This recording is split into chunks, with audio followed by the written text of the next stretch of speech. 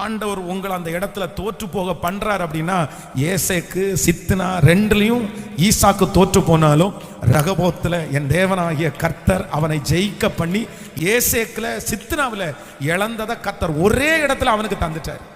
சில இடங்களிலே நீங்கள் தோற்று போகிறத கர்த்தர் என்ன பண்ணுவார்னா, நீங்க 10 இடத்துல தோற்றிட்டீங்கல்ல, 11வது ஒரு இடத்தை ஆண்டவர் உங்களுக்கு ஆசீர்வதிக்கும் போது அந்த 10 இடத்துலையும் எந்த மனுஷனுக்கு முன்னாடி நீங்க கூனி குறுகி போய் தோற்று போய் அவனை ஜெயிக்கவே முடியாம, அவன் என்னமோ பெரிய நான் தான் ஜெயிச்சிட்டேன், நீ உன்கிட்ட வலிமை இல்லை, உன்கிட்ட பவர் இல்லை, உன்கிட்ட ஆள் இல்லை, என்னை பார்த்தியா, என்னை பார்த்து நீ பயந்துட்டியா, என்னை பார்த்து நீ அஞ்சிட்ட பாரு அப்படின்னு அவங்க நெஞ்ச தட்டிட்டு இருந்தாலும் நீங்க அதை குறித்து கவலைப்பட வேண்டாம்.